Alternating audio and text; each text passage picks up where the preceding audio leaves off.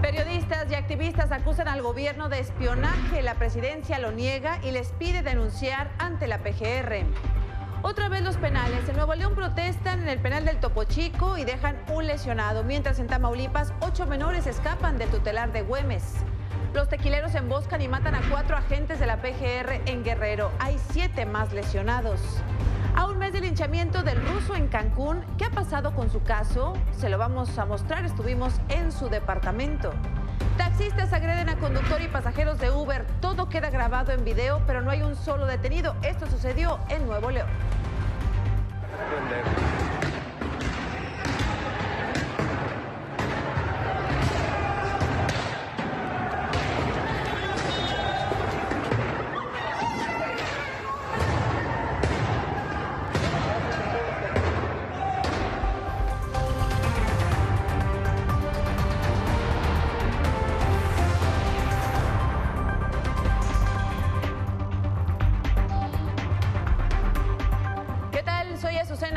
Como siempre, le doy la bienvenida a Milenio Noticias de la Noche. Antes de iniciar este espacio y a nombre de todos los que trabajamos en Grupo Milenio, enviamos nuestras condolencias a nuestro director general editorial Carlos Marín y a sus hermanos José, Dolores, Josefina, Luis, Ana, Gonzalo y Bernardo por el fallecimiento de su padre, el señor José Marín Valero. Desde aquí un abrazo, todo nuestro cariño para usted, Carlos Marín, para su familia y que en paz descanse su padre. Las organizaciones R3D, Artículo 19 y SocialTIC, asesorados por Citizen de Canadá, revelaron a través de un informe que periodistas, defensores de derechos humanos y activistas fueron espiados por el Estado mexicano. El informe titulado Gobierno espía, vigilancia sistemática a periodistas y defensores de derechos humanos, da a conocer que entre 2015 y 2016 los objetivos fueron atacados por un malware, Pegasus, para examinar mensajes de personas que han sido críticas con el gobierno, así como a sus familiares, ya que este software invade el teléfono celular y accede a todos los datos y a todas las funciones. Los blancos de este espionaje fueron, entre otros, los periodistas Carlos Loret de Mola, Carmen Aristegui y su hijo Emilio, también el director del Instituto Mexicano para la Competitividad, Juan Pardinas, Salvador Camarena, de Mexicanos contra la Corrupción, y Mario Patrón, del Centro de Derechos Humanos, Miguel Agustín Pro Juárez.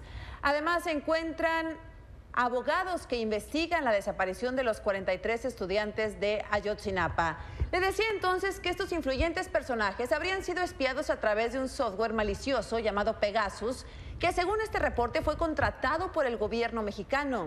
Este malware engaña a los usuarios a través de mensajes de texto con enlaces para que el objetivo ingrese y al hacer clic sobre él permite el acceso completo a la información del teléfono. Además, activa micrófonos y cámaras sin que la víctima se dé cuenta. Es importante destacar que Pegasus fue desarrollado por una firma israelí y solo puede ser vendida a gobiernos con la condición de que se use solo para investigar a criminales y a terroristas.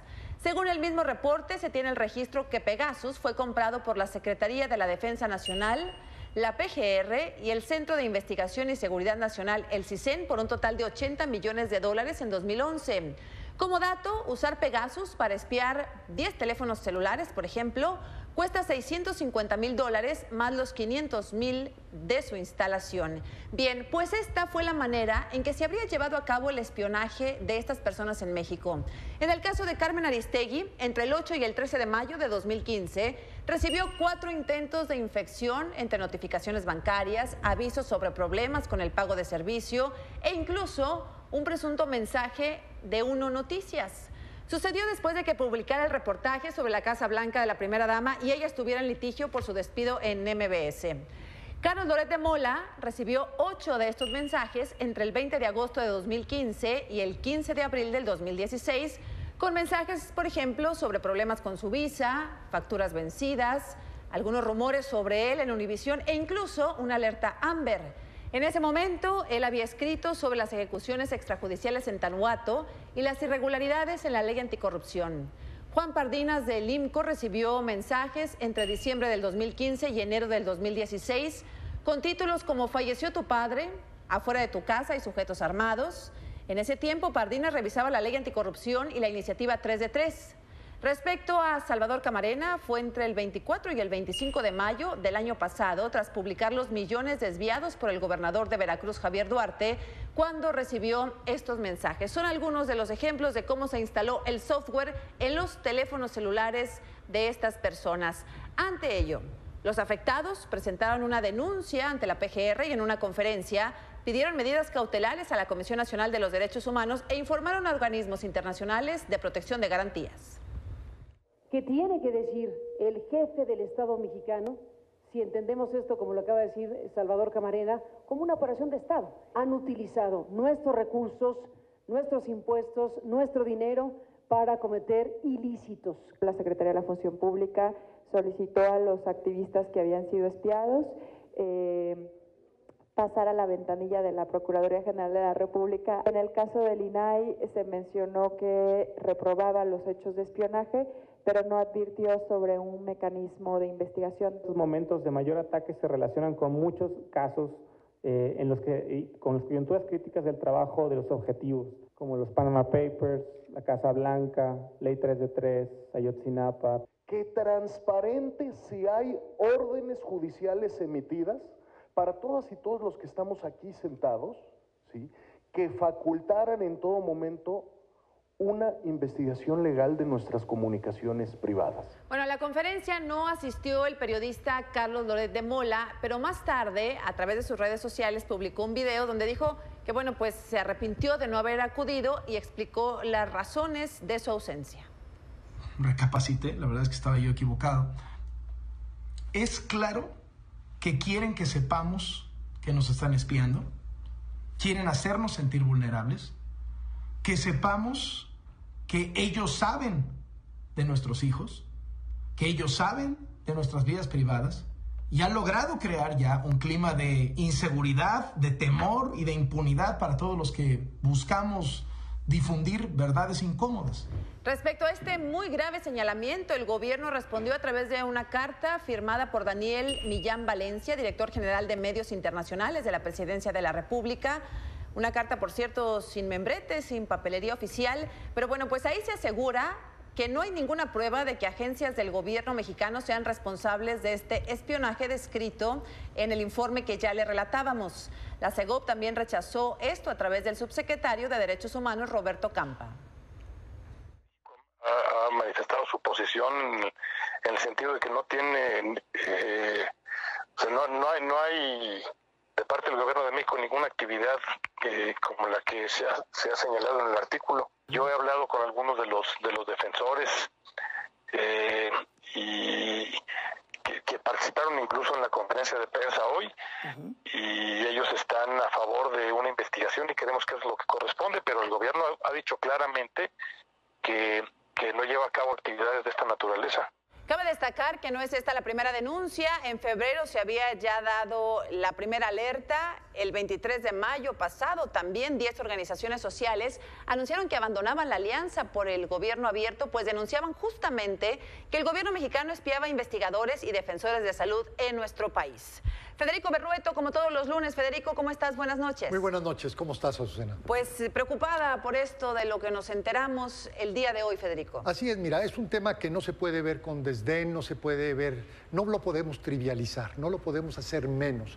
Es muy grave lo que está ocurriendo y aquí lo que pensaría es que debe haber cuando menos 3 iniciativas que nos permitan esclarecer y determinar la responsabilidad de cualquier autoridad o persona que hubiera hecho uso indebido de esta aplicación, de este programa de seguridad. Son recursos que tiene el Estado para atacar a criminales de alta peligrosidad y es muy lamentable que estos recursos se desvíen a un uso político. Lo primero que diría es que la misma empresa, Pegasus, debe solicitar al gobierno porque al parecer hay un uso indebido de este programa que violenta el acuerdo porque esto solamente se puede utilizar para para prevenir actividades criminales.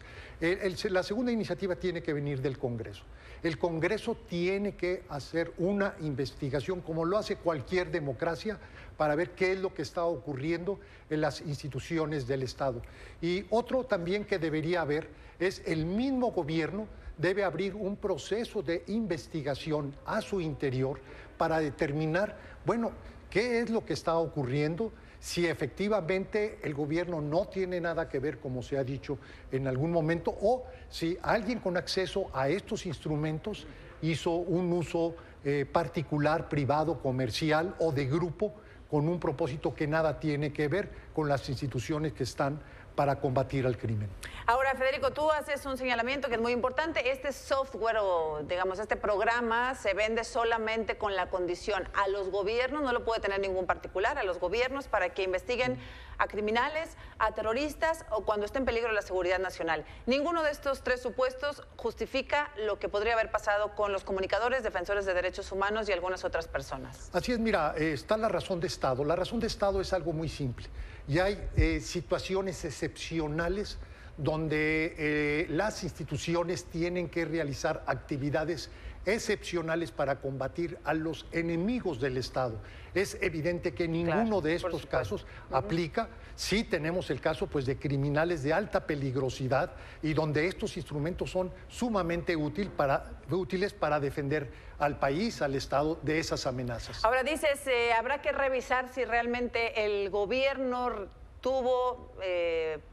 realizó esta acción, pero es difícil creer que salió de otra parte que no sea el gobierno, toda vez que es un monopolio esta tecnología, Federico. Así es, pero también tienes una posibilidad, alguien que dentro del gobierno accede a esos instrumentos y no necesariamente como política de gobierno o decisión de gobierno, sino como una suerte de filtración dentro del gobierno, empieza a hacer uso de este tipo de servicios. Tiene que examinarse todas las posibilidades y creo que ahorita lo más importante es realizar una investigación desde esos tres puntos que yo te señalaba. Porque es un delito. Cabe recordar que en México el espionaje es un delito, Federico. Es un delito y desde luego que sí hay espionaje telefónico, pero por mandato de juez federal. Ahora, decía Carlos Loret de Mola, decía Carmen Aristegui, Juan Pardinas, que la intención de dar a conocer esta información es justamente una amenaza, el que sepan que los están espiando, el que sepan que tienen información de sus familias, de sus amigos, de sus movimientos. ¿Tú también lo lees así? Yo lo vería en un espectro más amplio. O sea, no sabemos a cuántas personas ellos estuvieron, cualquiera que haya sido, objeto de este tipo de espionaje. No lo sabemos. Por el momento tenemos una lista reducida, ojalá y fueran nada más esos casos, y sobre eso, bueno, tendríamos una intencionalidad, presumiblemente, algo que no necesariamente es la intimidación, no, es el conocimiento de las fuentes que los periodistas utilizamos cuando denunciamos, cuando señalamos algo, bueno, de dónde obtuvimos esa información. Y muchas veces lo que hacen los gobiernos, incluso las empresas, es hacer un seguimiento puntual del periodista de investigación para saber quién le está dando información, quién le está filtrando la información, si es el caso de alguna autoridad. Pues haya sucedido como haya sucedido, por no citar al clásico, Federico, es un asunto muy preocupante. Es muy preocupante y a lo que la respuesta natural de esto, además de la indignación, que es explicable, es la investigación. Veremos qué dice el gobierno de la República, que por lo pronto ha pedido que se denuncie ante las autoridades y se deslinda, digamos, de esta situación. Esperable la respuesta, veremos qué dicen las investigaciones. Gracias, Federico, como siempre. Claro que sí. Gracias, buenas noches. En otro tema, en Nuevo León nuevamente se registraron disturbios en el penal del Topo Chico después de que por la mañana se realizó un operativo para trasladar a 38 reos considerados de alta peligrosidad a penales federales de Michoacán, Guanajuato, Veracruz, Durango y Oaxaca. Como forma de protesta, los internos comenzaron a quemar colchones, mientras que otros presos comenzaron a subir al techo para protestar con cartulinas en las que pedían sacar al Quiquino, presunto líder de un grupo criminal que está preso en ese penal, en el del Topo Chico. También se registraron conatos de riñas y hubo disparos de gas lacrimógeno. En las imágenes se puede observar humo del interior del lugar, mientras decenas de familiares protestaron a las afueras del centro penitenciario solicitando información. Mira, ya las están gaseando también a ellas, ya les están aventando para acá. ¡Ya déjenlas! ¡Ya déjenlas! Mientras el pinche gobierno esté, mira, recibiendo el pinche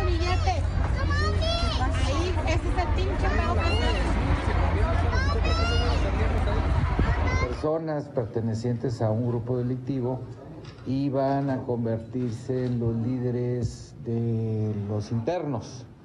Eso motivó que prácticamente toda la población penitenciaria del centro Topo Chico protestara contra esa situación, que es desde luego un rumor. Queremos ver a la familia. No nos vamos a ir sin comido. Les cortaron el agua y no han comido. Porque estos se portan mal con ellos, pues ellos tienen que defender. No porque estén encerrados no tienen sus derechos. Bueno, en este momento se reporta todo en calma, al menos hasta hace unos minutos, ahí en el penal del Topo Chico en Monterrey, Nuevo León, mientras que en Tamaulipas, 8 internos del Centro de Reintegración Social y Familiar del Adolescente del municipio de Güemes se fugaron cerca de las 2:30 de la tarde. A través de Twitter, la vocería del Estado informó que la Secretaría de Seguridad Pública del Estado, que es la responsable de estos menores de edad, realiza un operativo tanto al interior como al exterior de las instalaciones, así como municipios aledaños. Mostrábamos ya la imagen que ha dado a conocer hace algunos momentos el gobierno de Tamaulipas con los rostros de los reos fugados de este penal, de este tutelar de menores ubicado en Güemes, Tamaulipas. Ahí están los nombres, 089, si usted los ve, si reconoce alguno de ellos, están los nombres de la mitad de los fugados y sus fotografías, información que da a conocer el gobierno de Tamaulipas. En Sinaloa, ayer 2 policías de la preventiva fueron emboscados en Culiacán tras salir de sus labores en la carretera lateral 7. Estaban a cargo de la custodia de José Carlos N. El Cali, miembro de los Antrax. En ese mismo municipio, esta mañana se reportó una balacera entre delincuentes y policías estatales en las inmediaciones del fraccionamiento San Luis. El saldo, un agente muerto y otro más herido. Más temprano hubo otro enfrentamiento en El Dorado, cerca de la carretera La Mojonera, donde incluso vecinos del lugar reportaron presuntos disparos desde helicópteros de las fuerzas federales. Y en Guerrero esta madrugada, integrantes de los tequileros emboscaron a policías de la PGR cuando realizaban un operativo contra el crimen organizado en la comunidad La Gavia, considerado el principal centro de operaciones de Raibel Jacobo de Almonte, el tequilero. Uno de los presuntos agresores murió durante la balacera y 3 más fueron detenidos. También fallecieron 4 agentes federales y 7 más resultaron heridos. Y mientras esto pasa, el Procurador General de la República, Raúl Cervantes, opinó ante la ONU que el crimen organizado ya no es un problema de seguridad nacional y que hoy se ha trasladado a un tema de seguridad pública. México, después de haber enfrentado problemas con delincuencia organizada muy potente, de ser un problema de seguridad nacional, o se ha trasladado a un tema de seguridad pública. No solo México, sino todo el continente americano tiene un aumento de la violencia por el crimen organizado. La Organización de Estados Americanos canceló la reunión sobre la crisis en Venezuela al no llegar a ningún acuerdo. Este país abandonó la asamblea previo a que la organización votara una resolución sobre el conflicto en su nación. La canciller venezolana, Delcy Rodríguez, afirmó que el régimen del presidente Nicolás Maduro es democrático, pero que no acepta ninguna crítica de otras naciones. Por cierto, también volvió a abrir otro frente contra el secretario de Relaciones Exteriores, Luis Videgaray, por las agresiones verbales que sufrieron los funcionarios venezolanos al arribar a esta cumbre que se lleva a cabo en Cancún. Sepáranos porque vamos a tener un problema. Pero vamos a tenerlo, pero vamos a tener.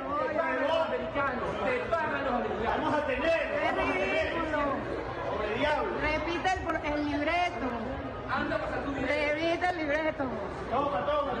Toma tu limosna, huevón. Eres un vendido de los americanos. Eres un vendido de los americanos. Es una desgracia. ¿Cuántos niños vas a matar? Eres un vendido de los americanos. ¿Cuántos niños? Anda que te paguen los ¿Cuántos americanos. niños vas a Por matar? favor, cobra tu cheque. Y parece que el conflicto que tampoco termina es el que protagoniza Andrés Manuel López Obrador y el expresidente de México, Vicente Fox.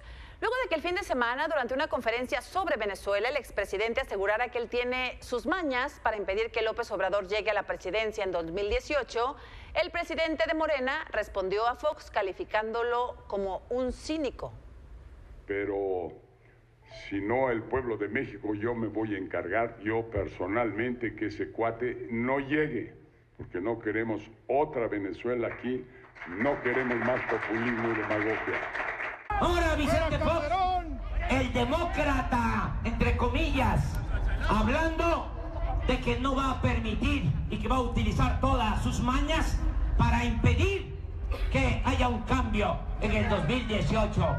Esto debe de corrupto de Fox tener avergonzados a todos los que votaron por él pensando de que iba a haber un cambio verdadero. Tienes un perfil para vivir y otro para invertir. Descúbrelo en perfilsura.com. El gobierno mexicano logró adjudicar 10 de las 15 contratos que ofreció en la primera licitación petrolera de la Ronda 2. Gigantes petroleras como Eni, Total Repsol, Shell, Lukoil y Petronas obtuvieron licitaciones en consorcios o individuales en bloques ubicados en aguas someras del Golfo de México, distribuidos frente a las costas de los estados de Veracruz, Tabasco y Campeche. Pemex logró por su parte 2 bloques en consorcio con la colombiana Ecopetrol y la alemana DEA en zonas ricas en aceite ligero y gas seco. El dólar en las ventanillas de algunos bancos cerró hoy en 18 pesos con 35 centavos. A nivel interbancario, la divisa cerró en 17,99, mientras la mezcla mexicana de petróleo se vendió en $40 con 66 centavos por barril. Asesoría para lograr tus objetivos financieros. Sura, número 1 en inversiones, presentó. Y antes del corte, recordará el caso del ruso Alexei Makiv, quien hace un mes fue linchado por habitantes de Cancún debido a sus agresiones contra mexicanos. Hoy, lo que fuera su casa luce abandonada, pero sus pertenencias revelan mucho de su personalidad. Мерзкий ублюдок. Вот, запомни, обезьяна. Морир, мерда, морир! Fucking shit! Морир, fucking shit, морир! Вот она, мexicana, мерда. Ебучая. Fucking мерда, морир! Tú no vas a vivir más, mierda. Fucking shit. A un mes de que un grupo de habitantes de Cancún intentaron linchar al ciudadano ruso Alexei Makiv, la casa donde éste vivía permanece intacta. Los vidrios rotos y la sangre seca son evidencia de lo que ahí sucedió el 19 de mayo pasado. En ese momento que estaba ese día, pues nosotros estábamos ocupados. No tuvimos oportunidad de ver lo que pasaba. Yo sí, al momento cuando la gente ya estuvo el momento del linchamiento, pues todos estaban afuera. Y había gente que entraba de repente a comprar. Entonces yo no salí a ver. Ya cuando oí que estaban lloviendo las piedras, lo vi, pero como lo estaban transmitiendo en vivo. Alexei se resguardó de la multitud enfurecida que amenazaba con matarlo, y durante varios minutos permaneció en la azotea con un machete, hasta que un joven subió solo para encontrar la muerte, pues el ruso se defendió y le clavó el cuchillo. Este muchacho al que mató, a Lalo, estaba sentado en las escaleras ahí de la casa, y cuando él pasó, no sé qué se dijeron, pero sí se dijeron 2, 3 palabras, se agarraron, pues, o sea, se pusieron a discutir. Nada más lo vi pasar, ¡fum! O sea, ahora sí que ni agua va. O sea, él llegó solito, no tardó mucho, nada más llegó a recibir lo que le dio el ruso y aquí cayó frente a mi casa. Los vecinos poco conocieron al ruso nazi. Aseguran que solo lo veían pasar cuando llevaba su ropa a la lavandería o cuando llegaba de noche con su mochila, su gorra y la cámara que utilizaba para hacer videos denostando a los mexicanos. Pues yo la verdad nunca tuve problemas con el señor. Era una persona muy callada cuando venía a comprar. Sí, pero sí sabía lo que hacía, lo que subía él en las redes, ¿no? Pero se me hacía raro que acá llegara y no expresaba nada de palabras. Makiv vivía en México desde el 2015 y por un tiempo fue instructor de buzos en la empresa AquaWorld, donde sus compañeros aseguran nunca tuvo una actitud violenta. Y él en todo momento fue cordial tanto con los clientes como entre colaboradores. Con nosotros tuvo algunos temas de índole laboral por el que decidimos rescindir el contrato. Fue completamente en paz, fue completamente tranquilo, de hecho lo firmó sin ningún problema y su actitud y todas sus acciones empezaron a cambiar a partir de que él ya no estaba con nosotros. El ruso ya tenía antecedentes. Había estado internado en un hospital psiquiátrico en su país y fue detenido en México por agredir a una mujer. Actualmente es juzgado por homicidio y espera su sentencia en el Centro de Reinserción Social de Chetumal. Con imágenes de Aramis Sandoval para Milenio Noticias, Karina Palacios. Al regresar del corte de más información, el ex candidato panista al gobierno de Coahuila, Guillermo Anaya, está en el estudio. Denunció ante la Organización de Estados Americanos las irregularidades en las elecciones pasadas. Además, el subprocurador anticorrupción de Nuevo León deja plantada a la Procuraduría Capitalina y va a declarar por el presunto fraude contra Paula Cusi. Regresamos.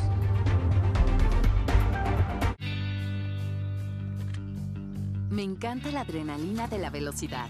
Siempre he buscado darle emoción a mi vida. Bueno, excepto cuando se trata de mis inversiones. Ahí sí soy mucho más moderada. Por eso me asesoro con los mejores. En Sura somos expertos en inversiones. Por eso sabemos que tienes un perfil para vivir y otro para invertir. Descubre tu perfil de inversionista en perfilsura.com. Sura, número 1 en inversiones.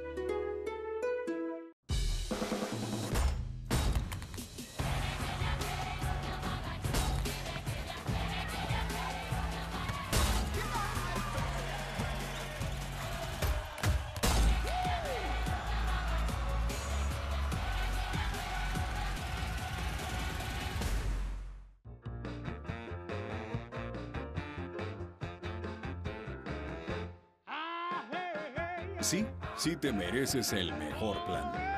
Plan Max sin límite 5000. Incluye Claro Video, Uber y redes sociales sin límite. Telcel, la mejor red con la mayor cobertura.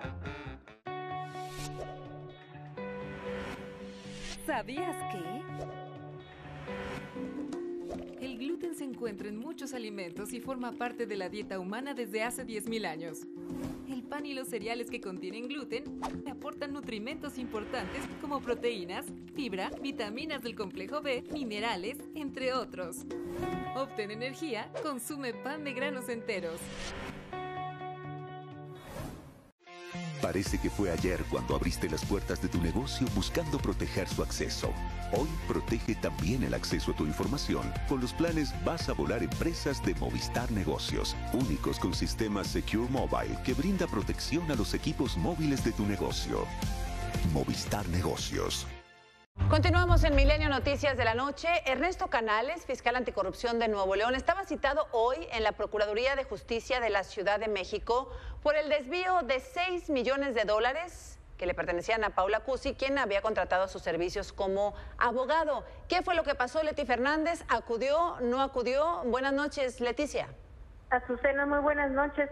Pues para comentarte que ante la omisión del fiscal anticorrupción Ernesto Canales de no presentarse a rendir su declaración como presunto responsable del delito de administración fraudulenta, será en un plazo no mayor a 15 días hábiles cuando nuevamente la Fiscalía de Asuntos Especiales de la Procuraduría Capitalina lo cite a comparecer. Comentarte también que el subprocurador de Averiguaciones Previas Centrales de la dependencia, Edmundo Garrido, sostuvo que Canales Santos fue notificado en tiempo y forma a través de correo certificado, por lo que asintió que en caso de que el funcionario estatal omita nuevamente el citatorio, será la Policía de Investigación quien se dé a la tarea de localizarlo para presentarlo ante el Ministerio Público. Así las cosas, Azucena, veamos lo que nos dijo el fiscal, el subprocurador. Que debió de comparecer. Al no comparecer, la institución está girando un nuevo citatorio y la misma ley establece que en caso de no comparecer al segundo citatorio, bueno, pues ya procederán otras medidas como puede ser un oficio de localización y presentación. Bueno, la Procuraduría dice que fue debidamente notificado, el subprocurador lo niega, pero dice que está dispuesto a presentarse al próximo citatorio, que nos dice será en un plazo no mayor a 15 días, Leti. Así es, Azucena, y bueno, estaremos a la espera para darle continuidad a este asunto. Te agradezco la información, buenas noches. Buenas noches. La diputada independiente de Veracruz, Eva Cadena, presentó una queja ante la Comisión Nacional de Derechos Humanos contra Morena. Dijo que tras darse a conocer los videos donde recibe dinero cuando era candidata de ese partido por la alcaldía de Las Choapas, Veracruz, nunca se presumió su inocencia, por lo que se violaron sus derechos. Resaltó que incluso el partido está apresurando el proceso de desafuero en su contra para lavarse las manos e insistió que se debe investigar a Rocío Nagle y al diputado Armando Cruz, a quienes acusó de ser operadores políticos de Morena. Un testigo protegido de la Fiscalía de Chihuahua dio a conocer que el exgobernador César Duarte dio $1 millón a 22 de los 33 diputados del Congreso local que votaron para aprobar el acuerdo para la bursatilización de 6,000 millones de pesos en la deuda estatal en bonos carreteros y con ello sobrevivir al final de su administración. $1 millón por diputado. No vaya a pensar que se lo dividieron, no, $1 millón para cada uno de los diputados. Se precisó que el dinero fue entregado en fajos de billetes de 500 pesos en maletas. Cabe destacar que los que votaron a favor fueron 15 diputados priistas, 2 de Nueva Alianza, 2 del Verde, 2 del PRD, 1 del PT y otro de Movimiento Ciudadano. Los que votaron en contra fueron diputados del PAN. Y hablando del PAN, en el tema de la elección de Coahuila, hoy el gobernador Rubén Moreira aseguró que Ricardo Anaya está aprovechando el cadáver político de Guillermo Anaya por todas partes, aún sabiendo que perdieron la elección. Sin embargo, dice el gran perdedor debe tener compromisos que no pueden echar para atrás el engaño del que está haciendo presa la gente por un fraude electoral que dice que no existe. Vamos a escuchar cómo lo dijo el gobernador. El señor Ricardo Anaya no se quiere ir de la presidencia del PAN. Ese es todo el tema. No se quiere ir, perdió. Es el gran derrotado. Y agarró de pretexto a Memo. Si Memo tiene las actas, sabe que perdió. Y el señor Ricardo Anaya se fue a cuarto lugar en el Edomex. En Nayarit no era su candidato y cuando nosotros perdió, pues no, él quiere ser presidente de México. Y agarró el cadáver político de Memo Anaya para pasearlo por todos lados. Y está aquí con nosotros en el estudio Guillermo Anaya, a quien le agradezco mucho que nos acompañe. ¿Cómo estás, Guillermo? Bienvenido. Azucena, qué gusto estar aquí contigo. Gracias, buenas noches. Dice el gobernador Rubén Moreira que sabes que perdiste la elección. Al contrario, estoy convencido que gané la elección y lo vamos a demostrar en los tribunales, Azucena. Por ello es que hay una indignación enorme en Coahuila. Hemos hecho manifestaciones históricas. Nos hemos reunido todos los candidatos de Morena, Armando Guadiana, del PT, José Ángel Pérez, candidato independiente Javier Guerrero y Lucho Salinas. Todos hemos creado el Frente por la Dignidad de Coahuila. No es mi persona, no es mi candidatura. Todos los demás candidatos reconocen mi triunfo y están desconociendo el triunfo de Riquelme precisamente porque sabemos que todas las irregularidades que cometieron hoy las estamos dando a conocer ante el Tribunal Electoral en Coahuila y vamos a anular la elección porque nos asiste el derecho y porque nos asiste la razón. Ahora me contarás cuál es el procedimiento y en cuánto tiempo esperaremos alguna resolución, pero retomando lo que dice el gobernador Rubén Moreira, dice, bueno, pues Guillermo Anaya perdió, dices, tú estás seguro que ganaste la elección. Número 2, Ricardo Anaya está utilizando el cadáver político de Guillermo Anaya para placearse rumbo al 2018, Guillermo. Mira, las manifestaciones históricas que hemos realizado en Saltillo, en Torreón, en Acuña, en Monclova, el miércoles en Matamoros, en Piedras Negras, son evidencia de la indignación de la gente. Y estas declaraciones que hace el gobernador Rubén Moreira es producto de la soberbia.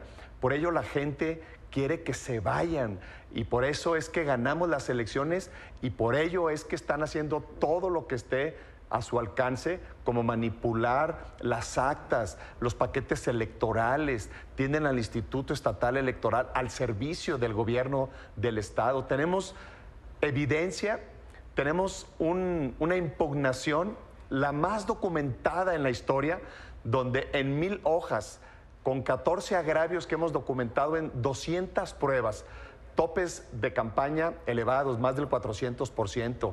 El gobierno del Estado, los funcionarios del gobierno del Estado involucrados en la campaña de los priistas, programas sociales condicionados a la gente que votara solo exclusivamente por el PRI. Todo lo tenemos documentado absolutamente. El conteo rápido del instituto, que fue elaborado por expertos y científicos de la UNAM, da a conocer mi triunfo a las 2 de la mañana. Después el PREP es detenido faltando el 28%, y de eso no hablan ni él ni el candidato del PRI. Por ello estamos convencidos que vamos a anular esta elección, Azucena. Y ayer fuimos con el secretario general de la OEA, donde platicamos con él de estos asuntos. Ya sabía él de los problemas de Coahuila y él habla de la preocupación de que estas prácticas indeseables se vuelvan a repetir en el 2018. Es una gran preocupación. en nuestro país y en nuestro estado, en Coahuila. Ahora, Guillermo, hemos visto cómo la Auditoría Superior de la Federación ha comprobado que en otros momentos, en otros estados de la República, los gobernadores quitaban dinero a los empleados o a los militantes del partido, entre comillas, para dirigirlo a las campañas políticas. ¿Cuál es la participación de Rubén Moreira en este proceso inmediato pasado? Bueno, uno de ellos precisamente es a Riquelme. Hubo un proceso donde fue obligado a devolver las cuotas que le estaban quitando a los empleados del municipio cuando él gobernaba Torreón. Pero el gobernador Rubén Moreira tuvo varias implicaciones en este proceso. Los funcionarios de su gobierno están grabados y están denunciados ante la FEPADE por el involucramiento de las campañas. Recursos públicos. El gobierno del estado le pagaba cosas a el PRI en plena campaña, lo tenemos documentado. Y por supuesto que una campaña de promoción del gobierno del estado, de las obras que hizo el candidato cuando fue alcalde de la ciudad de Torreón, que debió haber sido detenida en plena campaña electoral. Eso es una causa de nulidad y no la frenaron. Estuvo presente esa campaña incluso el propio día de la elección, de la jornada electoral, el domingo 4 de junio. Son varios los elementos donde involucran el gobierno del estado de Rubén Moreira, apostándose con todos los recursos públicos, recursos humanos, programas sociales a favor de los candidatos del PRI. Y todo lo tenemos documentado ante los tribunales electorales. En caso de que el tribunal no diera un fallo a tu favor, ¿lo aceptarías? Vamos al Tribunal Superior. Y estoy convencido, Azucena, que vamos a anular la elección en el propio Tribunal de Coahuila, porque son tantas las evidencias que tenemos que los magistrados de Coahuila tendrán que anular la elección. Y si no fuese así, tendremos la Sala Superior, que es la última instancia donde debemos de acatar la resolución del Tribunal Electoral del Poder Judicial de la Federación. ¿Cuándo tendremos la definición? Esperemos que dentro de este próximo mes del 15 de julio esté dando la sentencia el Tribunal Electoral de Coahuila. Esperemos, pero no hay una fecha exacta porque puede profundizar el tribunal si quiere conocer más allá una prueba que se haya presentado. Entonces, tienen de aquí a diciembre, ¿no? Que sea la toma de protesta. Es el gran reto de las autoridades electorales, esta elección. Así es. Y hemos formado este Frente Cívico por la Dignidad de Coahuila, todos los candidatos, donde hemos convocado a marchas, donde la ciudadanía acude porque quiere que se respete su libertad, porque exige que se respete el voto y porque quiere que haya una nueva elección justa y equitativa. Marchan de nuevo el miércoles. Así es. En Matamoros. Así es. Bien, pues estaremos atentos, Guillermo Anaya, a este proceso que es un reto para todos, una situación pues que de comprobarse sería inédito en nuestros procesos electorales. Estoy seguro que así atentos. será. Te agradezco mucho, gracias como a ti, siempre. Azucena. Gracias. Buenas noches.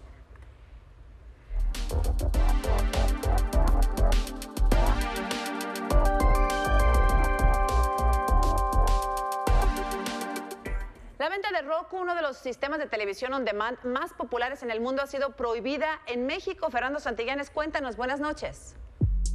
Hola, Azucena, me da gusto saludarte. Hoy, entre las noticias más importantes del mundo de la tecnología, ya nos adelantaba esto Álvaro Cueva en su columna del viernes. Y es que un gadget que seguramente muchos de ustedes conocen, un dispositivo que se llama Roku, que lo conectas a la televisión y bueno, te permite ver televisión on demand, accedes a Netflix, accedes a muchos canales de películas, de series. Está prohibida su venta ya en México en prácticamente cualquier tienda. Y es que una orden judicial derivada de una demanda de Cablevisión que ahí se estaban transmitiendo canales piratas. ¿Cómo funciona esto? Bueno, hay personas que modificaban las cuentas de Roku. El aparato es legal, el aparato transmite cualquier canal de on demand legalmente, pero había personas que mediante el cambio de la cuenta te permitían acceder a canales con películas piratas, con series piratas y con canales en vivo de los cuales no tenían los derechos. Por eso lo demandaron a la empresa. La orden judicial ahora prohíbe que se venda este aparato en cualquier tienda e incluso está prohibiendo que se pueda depositar dinero a ciertas cuentas en donde pues ganaban dinero estas personas que te daban acceso a los canales pirata. Lucha en contra de la piratería digital, Azucena. Contactamos a Roku y Roku nos dijo que está haciendo todo lo posible porque regrese este aparato a los pisos de venta, ya que el aparato al final del día es totalmente legal. La gente que lo modifique es quien está haciendo un delito. Hasta aquí las noticias más importantes del mundo de la tecnología, pero nos vemos muy pronto con más del mundo de los geeks, Azucena.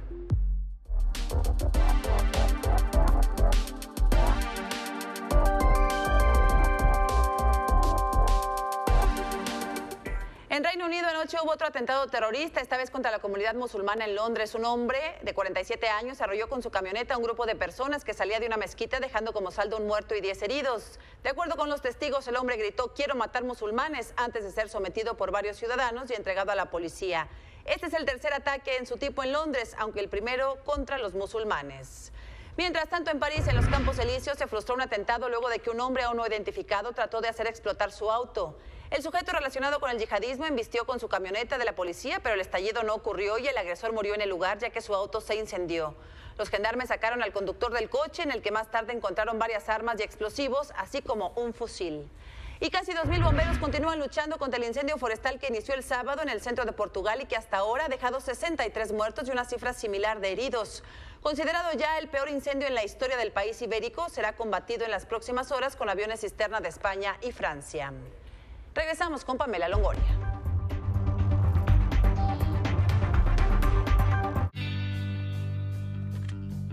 Me encanta la adrenalina de la velocidad. Siempre he buscado darle emoción a mi vida. Bueno, excepto cuando se trata de mis inversiones. Ahí sí soy mucho más moderada. Por eso me asesoro con los mejores. En Sura somos expertos en inversiones. Por eso sabemos que tienes un perfil para vivir y otro para invertir. Descubre tu perfil de inversionista en perfilsura.com. Sura, número 1 en inversiones.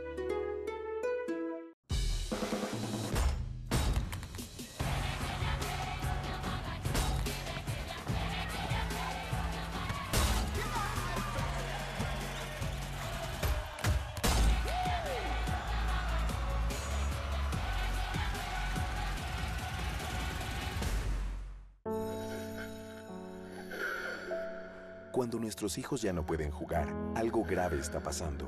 En esta temporada los contaminantes que dañan nuestra salud no se dispersan y todos nosotros los producimos. Si estás echando humo, nos haces daño. Cuando haces trampa, nos haces daño. Tenemos que contaminar menos. Infórmate y participa. Hazlo por nosotros. Semarnat. Con Movistar Negocios obtienes opciones de seguridad móvil para tu negocio. Con los planes Vas a Volar Empresas, únicos que protegen los equipos móviles de tu negocio.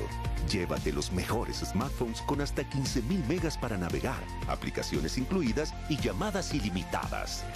Movistar Negocios. Buenas noches.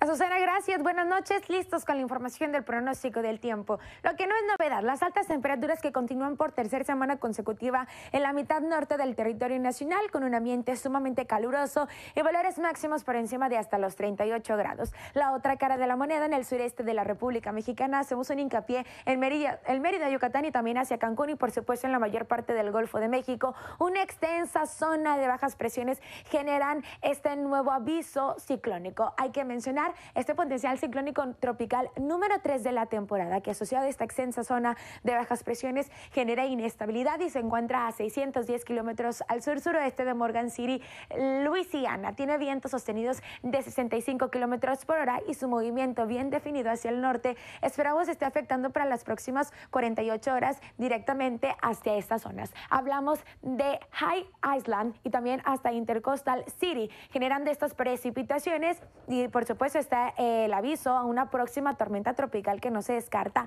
en estos días. Otra cosa importante que hay que mencionar, lo que es inusual en este mes de junio, otro ciclón, pero está afectando hacia las costas de Venezuela. También es inusual que en Venezuela se generen esos tipos de impactos y por supuesto la probabilidad de precipitación con intensas y torrenciales lluvias y descargas eléctricas. Mientras tanto, en la Ciudad de México durante este próximo martes, 28 grados como máxima, parcialmente soleado y cálido durante la tarde, muy caluroso en Monterrey, con 37 grados como máxima, el cielo parcialmente soleado a medio nublado. Guadalajara sin lluvia, la nubosidad media se hace presente y la máxima en los 33 grados. Finalizamos el pronóstico con Los Ángeles, mínima de 20, máxima de 31, algo caluroso y completamente soleado. Es el pronóstico del tiempo, que tengan muy buenas noches.